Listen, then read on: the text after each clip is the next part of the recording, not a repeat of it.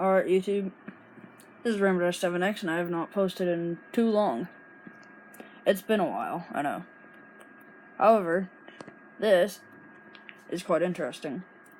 I'll explain about it in a moment, but I'm just gonna say, this is not usual at all. I have never posted something this strange, but kind of been working on this for a little bit.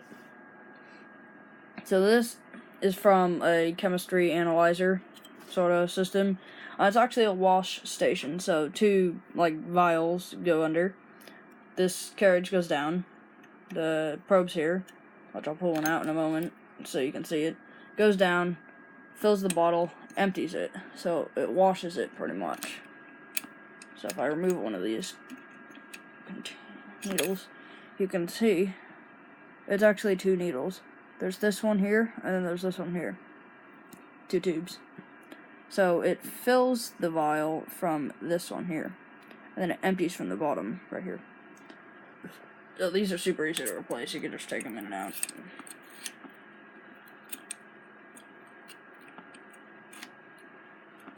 Turn it back on.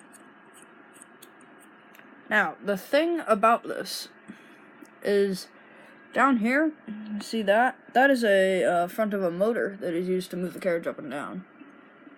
You might be thinking, oh, that's not that bad. It's just a motor. You can just run it. Well, it's a stepper motor. I can't run those. Well, until now. I got myself an easy driver, stepper motor driver. Technically, this is a 6-wire motor. But if you wire the 6-wire motor, like that, the X ones are do not connect. It just runs normally. That's my motor diagram. So I've got my motor hooked up here. This is a whole test kit thing that I have. And easy driver, Arduino Nano, that I have programmed. I'm going to go over the code in a moment. This switch here, there's an enable input. That's normally low. If you flip the switch and it pulls it high, that disables the outputs on the driver, so it doesn't let the stepper motor run. And it powers off the motor, so you can actually move this manually, and it actually moves freely. So on the back, I'll walk around here so you can see it. Sorry about, my hand is shaking for some reason. One moment. Okay. Hopefully this is more stable. But there's two pumps. Those aren't hooked up right now, but I have tested them and I have used them before. There's two peristaltic pumps. They kind of squeeze the tube. So there's rollers and it squeezes it, and it's kind of like a tube of toothpaste. That's the stepper motor. And there's a sensor up here, right there. That's like a opto-coupler, or not opto-coupler, optical sensor, and there's this little plate that goes in between it to break the beam. I was being myself, and I broke the white wire off, so I can't use that now. So I'm going to have to find a way to get it to know when it's at the top, but for now, it just goes up this much steps, and goes down this much steps, and goes all the way back up exactly that much steps. So it's a little uncalibrated, but I'm going to fix that sometime and put a sensor up there and have it stop going up when it gets to the sensor. So, here's my wiring.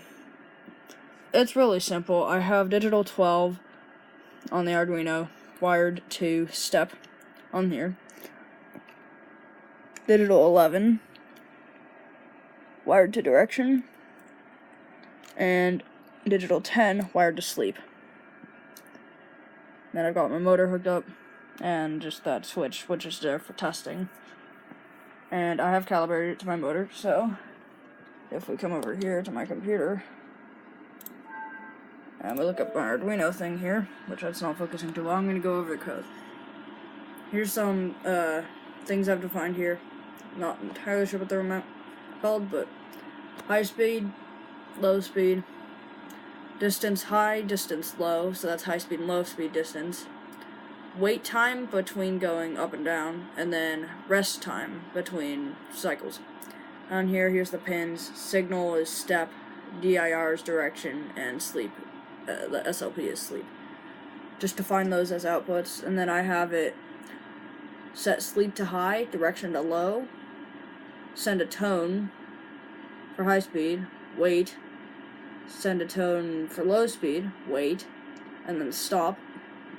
Set direction to high, wait the wait time value, and do the same thing except for direction is low. Then it sets sleep back to low and delays for the rest time, which is defined up here. super simple. So now I'm going to show you this in operation, so I'm going to turn it on. So that's on now. It's going to take a moment. And now you'll see this in operation. It's going down. Making a weird noise, but watch, when it goes back up, it slows down for a moment. So when it does it again, I want you to watch right up here. Right there. Watch how it slows down before stopping. So it's going down. 3 seconds. And then it comes back up. Watch when it slows down. It's kind of hard to see. But if I flip this up, it disables it. But I'm going to turn it off. That's really simple. And next task is to hook up these pumps back here and make it inject fluid, then go up. So, yeah. That is sort of my, I guess you could say, I call it an automatic inject system, like auto injector, because it fills vials, but I don't know. I'm not entirely sure what it's called other than a wash station, but what I would be using it for, so I'll give you updates on this soon, and yeah, that's what I've been doing for like a while. Have a nice day.